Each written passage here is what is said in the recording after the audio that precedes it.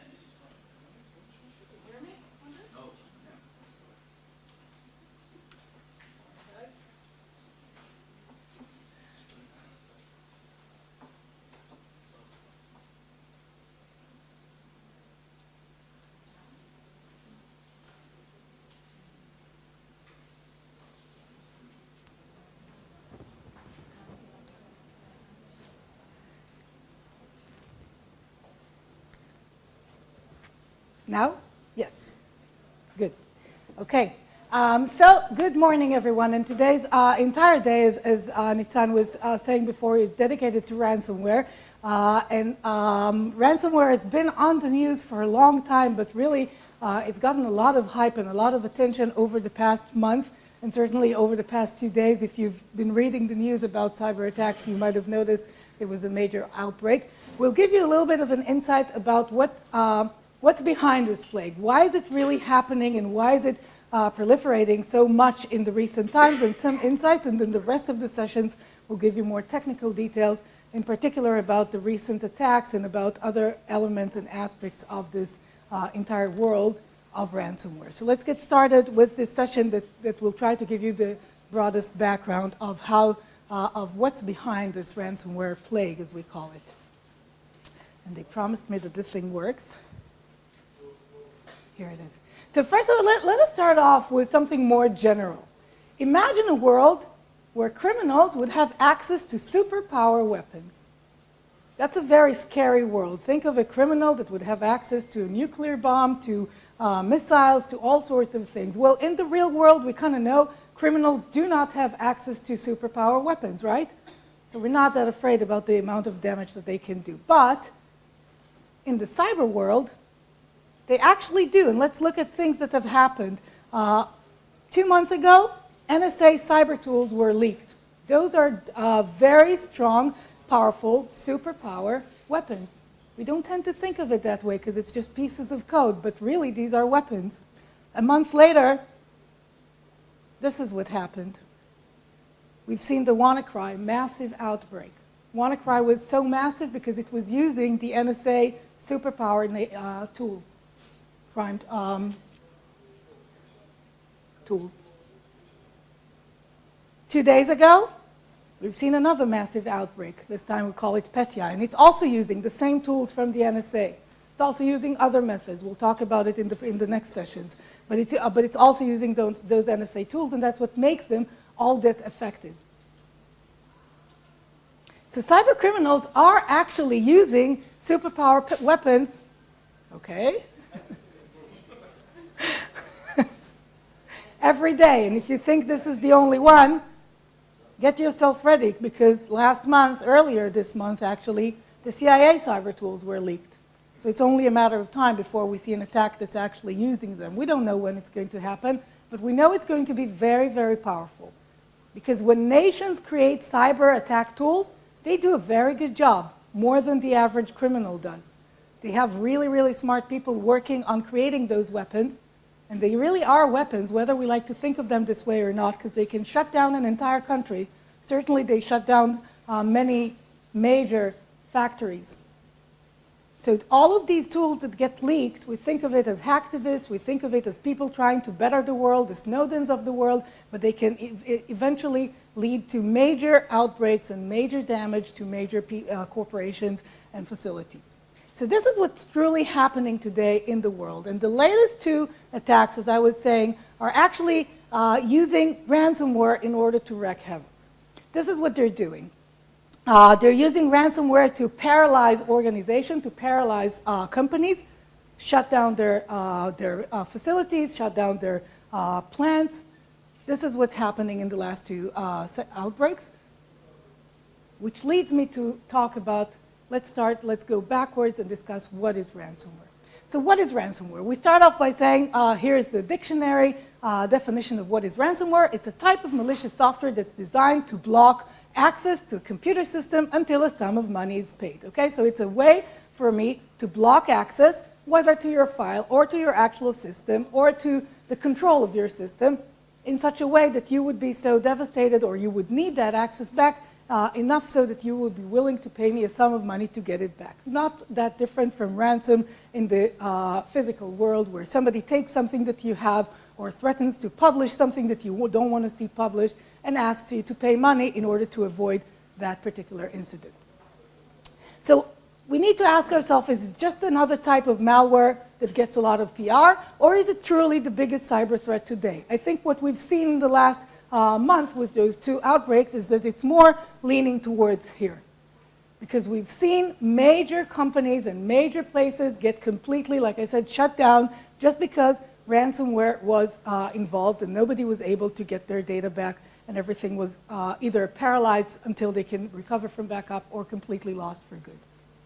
And let's ask ourselves three more questions that I will try to answer in today's session. First of all, what is feeding this ransomware plague? What's more to come? And lastly, what can we do about it? Those are the three questions that I will try to answer. And of course, let's start off with asking ourselves, okay, what's feeding this ransomware plague? And for that, I'd like to take you to the other side of the world. Let's take a look at how ransomware looks from the cyber criminal side of things. And let's look at it through a fictitious event that we kind of call the cybercrime experience, where we welcome you to the future of cybercrime. Let's take a look at what the future of cybercrime looks like. So first of all, we need to acknowledge that these are truly great times to be a cyber criminal. Cybercrime is booming everywhere. From every different angle that you look at it, cybercrime is continuously evolving and continues to be more and more lucrative to the people that are involved in it. First of all, we see more product lines, if we can call it that. More ways to attack companies and make money out of it. We see more customers, again, if we can call them that. More people that are getting infected. Even though our security keeps getting better, more people still get infected, because the attack tools are becoming more sophisticated. We see more innovation across the board, whether it's through use of like I said before, superpower tools that get leaked, or through innovation coming from the cybercrime industry in itself. We see more revenues, continuously more revenues. Cybercriminals are making a lot of money, and the more money pours into cybercrime, the more people, smart people, are going in that route because they want to take part in this. And lastly, we see even more press coverage. If you open the news, 2 years ago, cybercrime was kind of a niche thing. You would read about it maybe page 5, page 7, if we still have pages still in this internet age. So somewhere in the small print. Today, it's headline news. Yesterday, every news outlet, Ynet for people in Israel, headline news was about the cyber attack in the Ukraine. And this is what we see all over the world. The press coverage is getting much more in-depth, much stronger than it's ever been in the past. Here are some examples for this press coverage, things that I've collected over the past year, and just random things, because you can really open up the newspaper, open up your favorite website, and you will find headlines that talk about ransomware and cybercrime in general. Ransomware found in the Dutch parliament. Skype users that were hit by ransomware. These are the two known ones. The WannaCry ransomware from last month. Losses could reach $4 billion. It's actually probably more than that. And then this one from just 2 days ago. New ransomware outbreak. Looks similar to the WannaCry that was before. shutting down computers worldwide. Ukraine was the first hub, but then it spread from there to the rest of the world. So let's talk a little bit about the strategy behind this. Why are people going towards ransomware? Why is the cybercrime industry leaning towards ransomware, whereas in the past it was using a lot of different tools? This is how it looked like in the past. We used to see things like spam worms, keyloggers, bank intrusions, botnets, and all of these are still very valid tools for cyber criminals, except there's one thing that they have kind of in common. This is what you're getting from them. You're getting things like credit card details and medical records, financial data, intellectual property, data records. That's the key part of it. And it turns out that if you have the data breaches tend to leave you with the data, whereas in fact what you're looking for is the money. They leave you with the data and not with the money, and then you need to monetize it. And monetizing breach data is not as easy as one would hope.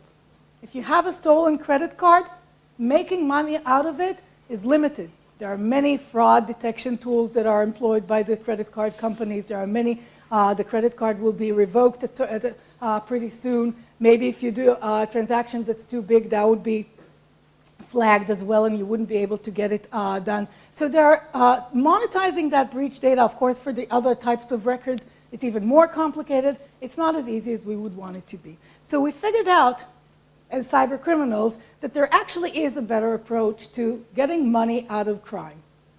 Which, again, the cybercrime, we call it an industry because that's what it is. It's an industry designed to make more money, much like the drug industry. Okay? So there is a better approach, and we call this approach ransomware. And the concept of ransomware, why would I look for somebody to buy someone else's data? That's risky. That's difficult. Where would I find somebody who's interested in that company's data? You know who's most interested in this data? The owners of the data. So if I can sell the data back to its owner, I'm in heaven. This is where I will get the most money because everybody needs their data. We kind of try to take a look at it from a fictitious, again, magic quadrant, where we try to lower our risk to the minimum and to increase our revenue potential to the maximum. So you always want to be in the magic quadrant at the top right corner. And this is exactly where ransomware would be if you were to look at it from this perspective. How would I minimize my risk and maximize my revenues?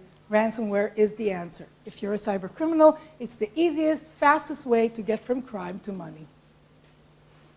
Let's look a little bit at the numbers, because the numbers are really staggering. These are 2016 numbers. We're now midway through 2017, so I can guarantee that the numbers in 2017 will be significantly higher. But numbers in 2016 are impressive enough, so let's look at them a little bit. First of all, 40% of organizations were infected. That's an unbelievable number. And that's an organization that were infected. Sorry? Worldwide, yes, of course. Everything I'm showing here is worldwide. 40% of organizations were infected. That's an amazing number. And keep in mind, that's infected. I'm not even talking about attacked, because attacked, it's probably close to 100%. There are very few organizations that wouldn't tell you that somebody tried to penetrate one way or another and infect them with any type of malware for sure, and with ransomware in particular over the past month. Here's another impressive number. 70% of the infected organizations actually paid. Now, the numbers that we see when we look at individuals are significantly smaller. There are different reasons that we can, for us to explain why individuals don't tend to pay as much. Either they don't have the money, or it's very difficult for them to figure out the mechanism for paying, which involves some digital currency, etc.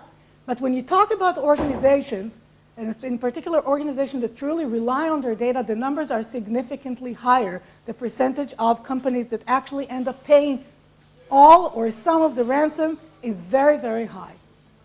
So 70%, that's a number from the FBI. It actually, if we want to be nitpicking, it's actually related to US companies. I don't have the statistics worldwide, but it's a good indication of how many people actually end up paying. And if you think they're paying small money, because you've heard that per incident you're paying maybe $300, $500 in Bitcoin. These are not small numbers when we're talking about organizations. In fact, more than half of them paid in excess of $10,000 per incident. That's a high number. And 20% of them pay more than $40,000. So again, a very high number. These are not small numbers as we see with individuals. And I even have an example from just a couple of weeks ago of a South Korean web hosting company that actually negotiated down the ransom. It was 4.4 million that they were asked to pay. They actually negotiated it down to 1 million, just 1 million.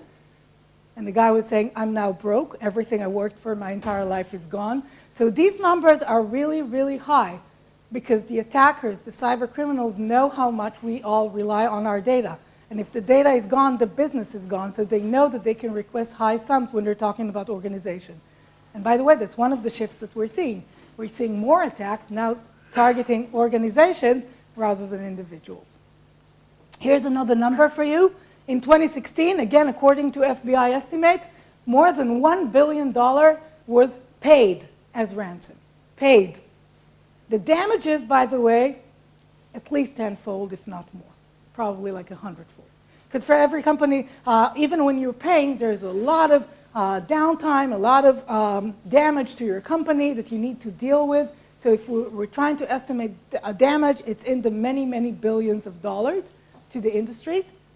And if we're talking about how much money the attackers are making, more than $1 billion. So really, really staggering numbers just in ransomware alone. We're not talking about the rest of the cybercrime world. So that's $1 billion in Bitcoin? Most of it is Bitcoin, yes. Probably like the vast, vast, vast majority would be in Bitcoin. We'll get to Bitcoin in a second. So let's look a little bit about the history of ransomware. So first of all, we need to know, I don't know if you guys know it, but ransomware is actually nothing new. Ransomware as a concept of making money out of cybercrime has been around since 1989. Really, really old time. We think of ransomware as something new. It's not. Except in 1989, this is how ransomware looked like. And again, I like to look at the room and think how many people here are old enough to even recognize what this is. This is a 5¼ disk, inched disk. This is how we used to work with computers in the very old days. You would put it into your floppy drive, and it would load software off of it.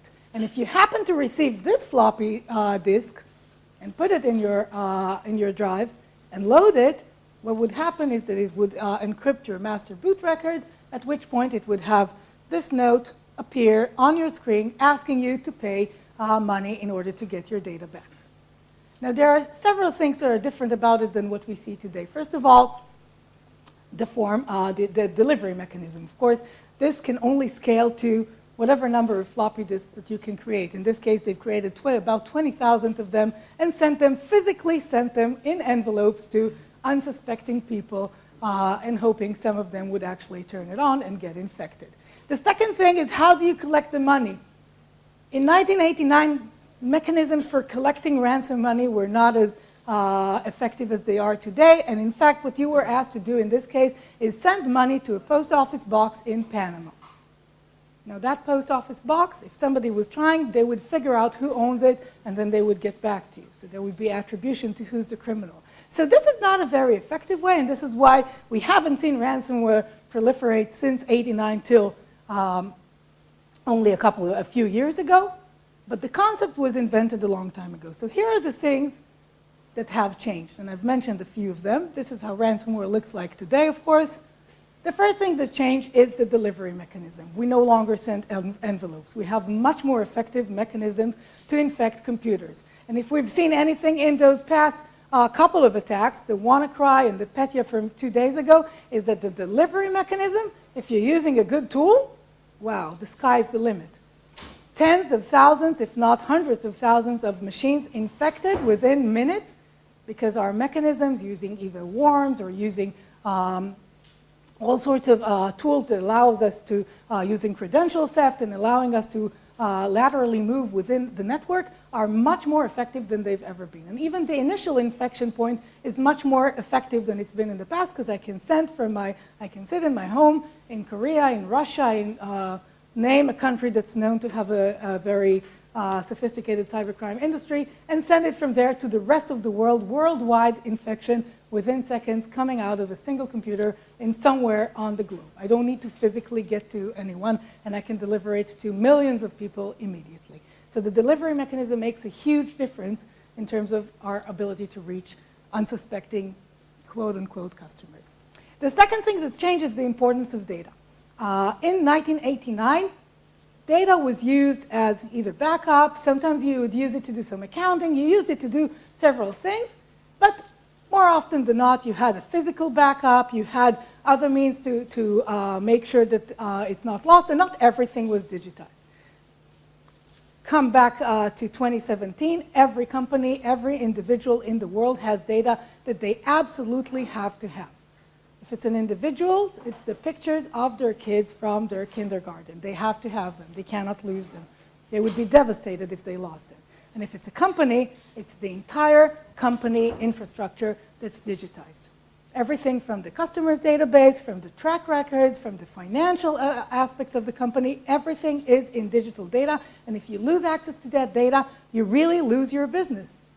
You can sometimes recover from backup. That's a very costly procedure as well. So the importance that we all place on data is significantly higher in 2017 than it used to be in the old days. And that means that we have more motivation to get our data back, even if it means paying the ransom. And the third part leads me to a question that was asked here, is the payment system. Again, I said before, in 1989, post office box in Panama. Traceable and not very scalable also. Here's what we have now. So let's look again at how do you collect ransom fee. And actually, this is a clip that shows, and you probably won't be able to hear it. You've got the green connector. You can connect it. Okay. We'll give it a try.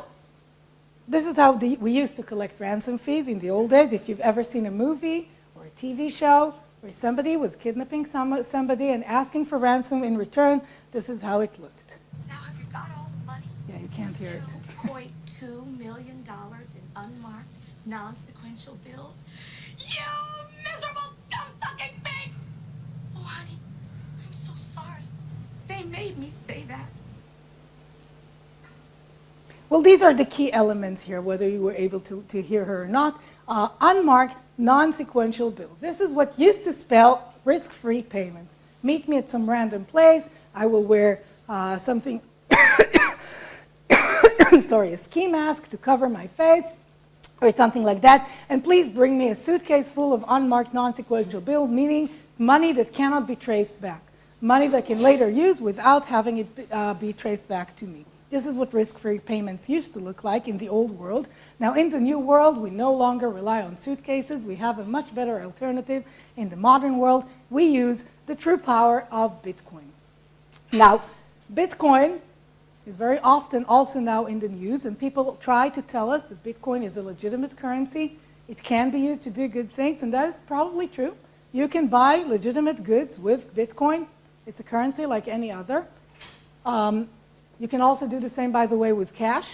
You can use cash to buy anything that you want in the world, except we kind of all know that if you look down into what cash is truly used for, anytime there is a transaction that involves a large sum of money in cash, usually the reasons are not very legitimate. There is something shady in the background. Otherwise, why are you using cash? Why are you trying to make it untraceable? Same applies to Bitcoin. Bitcoin can be used for legitimate reasons, but more often than not, it's used for things that are not legitimate. So it's used for all sorts of crime. Drug industry, drug trafficking today relies very heavily on the use of Bitcoin behind the scenes. And cybercrime relies on Bitcoin. This is the currency of choice. We see actually additional digital currencies kind of coming, also becoming more popular, but Bitcoin still rules. And this is what people use it for. It's untraceable, and it allows me to have anonymized transactions. The key thing for what you need if you want to do cybercrime. If you want to do crime that involves money that wouldn't be traced to you. So it's heaven for criminals. It also allows me the convenience of the payment from my victims. Direct online payments by our customers, our victims. They can just go online and pay me. They don't need to go anywhere. It's very convenient, meaning more people are likely to do that. They have a very high motivation to pay. We already said that. Everybody relies very heavily on their data, so they're very likely to pay. And here's the last point that's very interesting. They also have very low motivation to actually involve law enforcement agencies. Well, that's an interesting point, and I want to talk a little bit more about it. What about law enforcement? Because when there's crime in the world, our go-to person, if somebody breaks into your house, you go to the police. And you expect them to investigate it and to figure out what went wrong and maybe even catch the criminal at the end of the day. That's your expectation. That's everyone's expectation around the world, in most countries anyway. But when you get hit with ransomware, with any other cybercrime, somehow the vast majority of those crimes are never reported. And it's not because people are not hurting by it, it's because they think it's futile. Who would I report it to? What would they ever do? Why would I even bother? Nobody's reporting cybercrime, almost around the world. And another thing that we see is that for every cyber criminal that gets caught, 10,000 go free. Basically, nobody's chasing them. And for everyone that is caught and is successfully prosecuted, the courts are also very forgiving. And about 100 of them will get off. One maybe will go to prison. Look at the prisons around the world. How many cyber criminals do you think are sitting there? Compare that to the number of attacks that we see. We see dozens of attacks on each company every hour. How come nobody's looking for these criminals? These are criminals. They're doing criminal things. They're trying to steal money. They're trying to create vandalism. And nobody's chasing after them. So the reasons nobody's chasing after them is because we're really kind of helpless in that space. Fighting international crime, and most of cybercrime is international. The vast, vast, vast majority of it is international. It requires international law. It requires international police and international courts. And all of these bodies, first of all, they have very limited resources. And second of all, they move really, really slow. Cybercrime industry moves light speed, fast.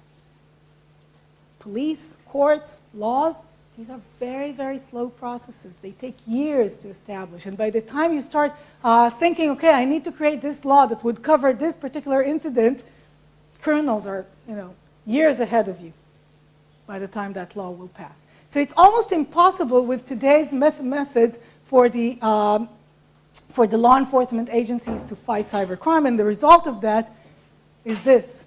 In the physical world, we expect our governments to protect us. And in the cyber world, we need to defend ourselves. This is what happens. And this is what we see worldwide. We see everywhere. We see governments funding cyber companies. We see cyber companies trying to offer solutions to customers to defend themselves. But ultimately, we see absolutely zero, I wouldn't say zero, but close to zero protection coming from the government themselves because they're helpless, because they're really not up to the task. That's a very sad statement about the cybercrime in the world today. We hope this would change, but reality of it is they probably won't change in the near term. Okay, I want to go back to how cyber criminals are making money. One more element that allows them to make sure that they're making a lot of money is excellence in customer care. It's kind of funny to talk about customer care when you're talking about criminals, but really they have things like a 24/7 hotline, things like ticketing systems, things like tiered support. That means that if the person assigned to help you is not able to deal with is not capable of handling your complex situation, but you really want to pay money, there will be somebody more superior, more senior than him that will call you up and help you make sure that the payment goes through. So all of these exist, and that is because good reputation drives more business. If you get hit by ransomware, the first thing that you're going to do is you're going to go online and you're going to ask yourself, okay, if I pay this ransom, will I get my data back?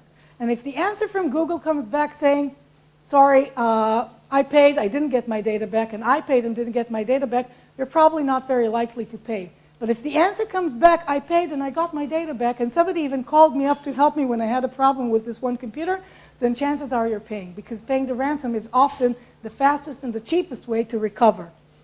Sometimes it's not. Sometimes the payment is so high that you will try to recover from other means that you have, but very often it's the fastest. So if you have good reputation, it will drive more business for you as a cyber criminal. Okay, so this is what's behind the ransomware plague. As I said, criminals trying to make money the fastest way from crime to money with all of the risk-free way of making money because nobody's chasing after you. It's untraceable. You can make really good money out of it. I'm not trying to convince you all to go to the dark side and become criminals, although some people have heard this presentation in the past and thought this might be a good idea. I hope you're not one of them.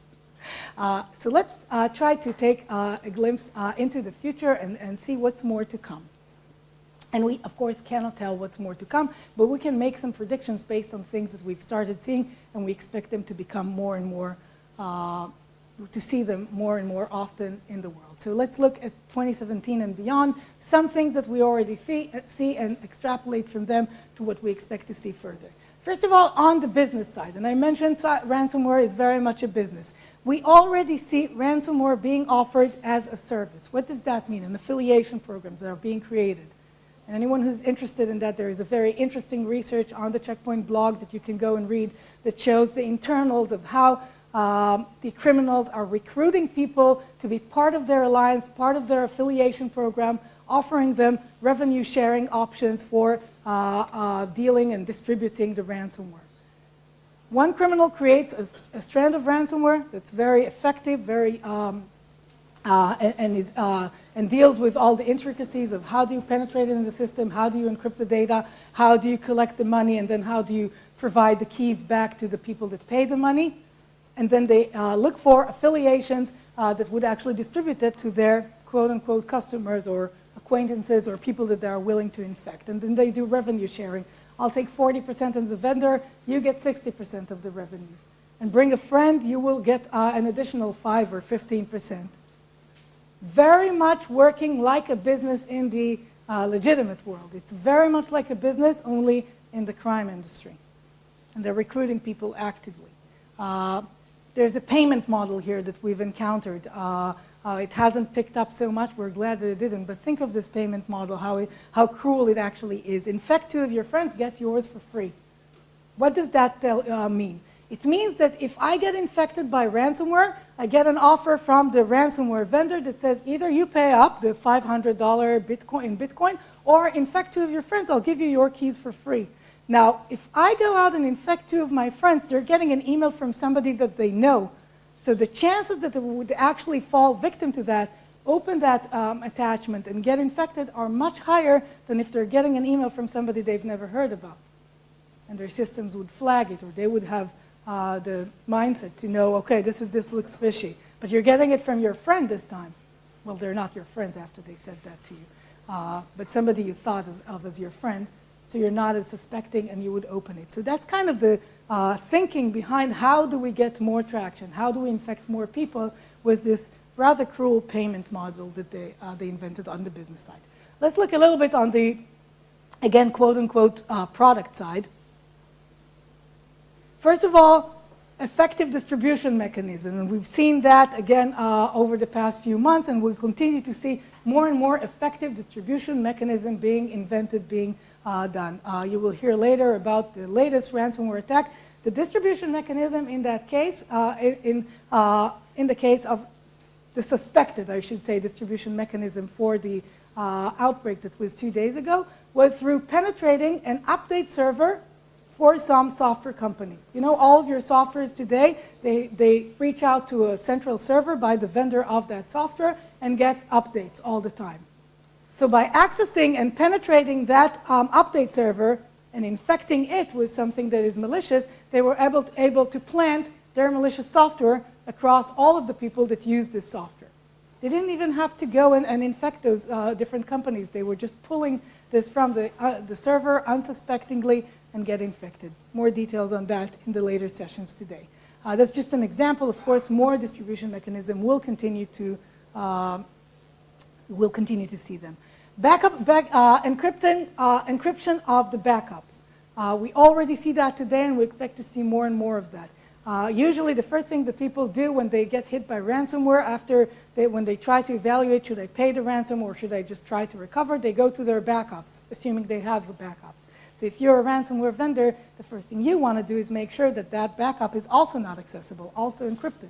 And if you do that, you increase the chances of those people ending up paying you the ransom, right? So encryption of the backups, and backups can be anything from your shadow copy locally on your Windows system and all the way up to your Google Drive, your Dropbox, anything that you're using online. If I have access to it and I can encrypt the files there as well, I'm increasing the chances that you will pay the ransom back to me. Supporting of additional platforms. Of course, we already see these things. They're not as popular as Windows systems, but we already know that ransomware for Mac do exist. For all of you people that think I'm using Mac, I'm probably immune to it, or Linux, you're not immune at all. You're maybe less likely of a target, but you're not immune. And mobile devices, we'll see more and more of that. The reason we're not seeing more of that is simply because the world of Windows is so wide open and represents such massive amounts of potential revenues that the attackers are not really bothering so much with those other devices just yet. But as soon as they kind of, the windows will close their loops more and more, we'll see more leaning towards those other platforms. And the last one is the most interesting one, IoT, Internet of Things. Because Internet of Things really represents a huge, huge, huge business potential if you're a cyber criminal. And let's take a look at this a little bit. The Internet of Ransomware things, as we call it. Your phone, your camera, your watch, your thermostat, your car, and I could go on and on and on.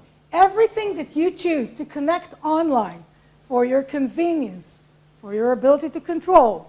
If you're watching TV, you see all those ads showing how you can now turn on your air conditioning while you're driving home, right? Everybody's seen that in Israel, but probably elsewhere as well. That also means that someone else could penetrate those systems, and trust me, those systems are far less secure than we're used to in the computer world. Every Windows system is much more secure than your thermostat on that air conditioning. So imagine a hacker hacking into your thermostat, hacking into your AC device. And now, this is middle of the summer here, I'm going to turn it to 30 degrees, and until you pay me a good sum of money, the temperature is not coming down. Think of yourself coming home at the end of a very busy day. Your house is really, really hot. Are you paying $200 or not to get the temperature back? I think you are. And this is true for every one of those devices. Endless business opportunities if you're a cyber criminal. It's not just about encryption. It's about denying you access to systems that you rely on. You connect it online, all of a sudden it's a business opportunity for a cyber criminal. Okay, so that takes me to the last segment of this session, and this is what can we do? Because I've just painted a very dismal picture of criminals using superpower tools and of all of our devices and all of our computers being completely exposed. So what can we do in order to protect ourselves? And the truth of the matter is that despite all of that dismal picture I just painted, there is actually a lot that we can do. And let's start off with saying the first obvious thing, educate. Yes, it's true, we cannot rely on education as the single line of defense, but still, if you educate your people not to click on the link, yourselves and your people, if you're an organization, the chances are you will avoid at least some of the attacks. Okay? So you don't have to click on links that you're not familiar with from somebody you've never heard of, and if it looks suspicious, it probably is suspicious. Make sure people are educated about the risks of cyber attacks, cybercrime in the world today. But we cannot rely just on that because everybody's absent-minded every once in a while. So here's another thing, backup. That's kind of an obvious thing as well. Because like I said before, when you get hit by ransomware, you have two choices. Pay the ransom and hope that you happen to have been infected by a ransom that actually gives you your data back, or restore from backup. Either way, it's going to be costly. Restoring from backup is anything but cheap. It takes a long time. You would usually lose some of your data. Backups tend to fail when you actually need them. That's the reality of things. But still, backing up is a generally good practice for many reasons and also for recovery from ransomware. So don't neglect backups. Here's the third one. And I call it, as a broader term, maintaining IT hygiene. What does it mean to maintain IT hygiene? It's just generally good practices to make sure your organization is secure. Before you buy any security product whatsoever, make sure the latest patches are installed. A lot of the attacks that we've seen recently would have been avoided for any company that it has good patching methodology and actually follows it rigorously. Segment your network. Segmenting your network would not block the attack, but it would block the fact that it would attack your entire company. There's a very big difference if 20 computers are infected by ransomware or 1,000 of them are.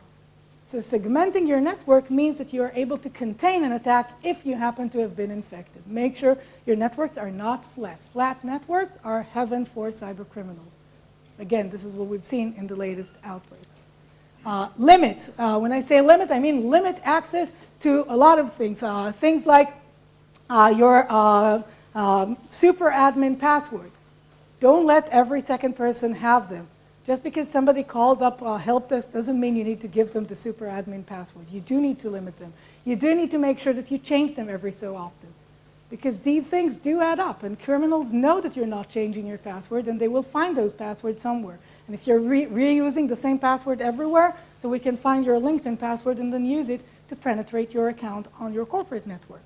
And close ports that you don't need. And there are many other elements that are kind of known good practices in terms of maintaining your network and your systems security, just by following procedures, maintaining IT hygiene, as we call it. So that's the third one. And if you've done all of that, you're protected pretty well, but it's still not perfect because, again, the cybercrime industry is very sophisticated these days. It's using tools that sometimes you cannot protect against, and that leads me to number 4, which is protect yourself. So even though we claim that the cybercriminals are super effective and have means to bypass most of the security controls that we try to put in them, there still are effective technologies that are available and people can buy and can install and can use to protect themselves. So it might not work against the ultra-sophisticated zero-day attack that we see once every 3 years and maybe somebody's targeting exactly you. But that's not the vast majority of what we see. For almost everything that we see every day, protection mechanisms that exist in the market today are very effective and will give you the right protection. And you'd think everybody would know that, but the reality is that they're actually not. Most customers today are actually not protected. If we look at advanced threat prevention, the one that's actually been adopted the most out of the advanced threat prevention for your networks and for your endpoints, this is the one that's been mostly adopted. It's still at a dismal 7%. Only 7% of the companies worldwide actually employ mechanisms for advanced threat prevention. Compare that to what is actually happening in the world. When we look at the types of malware that we catch, latest statistics that we see, roughly 40% being catched by antivirus software, the old type of threat prevention, and 60% require advanced threat prevention mechanisms to be caught. So companies that settle for the old baseline threat prevention mechanism are only protected 40% of the time. 60% of the time, they're not protected. So this number 7 has to go up. Companies and individuals need to adopt advanced threat prevention. When we're talking about mobile and cloud security, the numbers are even more staggeringly low, and the rest of them are simply not protected. Not protected from the actual attacks and the actual things that you need to protect yourself from today. So this is the reality that we see today, and we're working very hard to change it, not just because as a vendor we want to make sure that more people buy our product, but also because we think that people truly do not understand the risks that they're facing in today's modern world. What you often see is a company getting hit by something that they could have protected themselves from, at which point they start calling all of the security vendors in the world, help me, help me, help me. Often it's too late. But they will be prepared for the next time. This is data from our own research, from Checkpoint's research. Advanced threat protection is not the AE and the firewall, but something beyond that? Yes, it's everything that goes beyond the baseline. The baseline threat prevention we consider to be signature-based protections like antivirus, like IPS, and firewalls, of course. These are the baseline technologies. And we're talking about advanced one, or we're talking about tools that are capable of dynamic analysis, tools that are capable to go deeper into the understanding of what's going on, machine learning capabilities, deep analysis, big data analytics, user behavioral analytics, all of those other topics that are considered more advanced and therefore give you better protections. But when we look at the reality, like I said, with the old-time protections, you can only catch a very narrow segment of the attacks that we see in the wild today. I'm going to finish with just explaining a little bit about how ransomware gets in and what type of technologies you could use, like I said, the baseline and the advanced technologies. Ransomware gets in pretty much like any other malware, either users downloading malicious documents, browsing infected websites. It gets in through malicious links sent through emails or malicious attachments. Occasionally, you would see a USB with a malicious file that somebody plugs into their endpoint, and then it gets infected. And lastly, use of exploits, or in the case that we've just seen, using an update server to make sure we're able to access the endpoint directly and plant our malware proactively on that endpoint or on that server. And we've seen that often in many of the attacks that we've seen. When you look at how ransomware gets in, it becomes obvious how you need to protect from it. You need to protect from it before it gets to the endpoint itself, and then you also want to make sure that if for some reason you weren't able to catch it while it was coming in, you're able to catch it after it reached the endpoint itself. And that's the set of technologies that you need to be looking for, layered protection. And in security, in physical security and in cybersecurity, security always has to come in layers.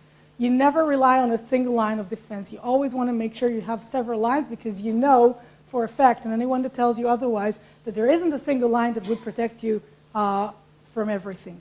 Every line can be bypassed, but if you put enough of them, you will be protected very well. So we start off with the baseline threat prevention with the IPS and the antivirus, and we move on to more advanced technologies. And these are technologies that we offer to our customers, technologies that are capable of identifying deceptive websites, technologies that can sanitize files before users can actually access them, technologies that do dynamic analysis of files before we allow people to actually open them on their actual endpoint. So that dynamic analysis allows us to understand whether or not they're infected or not.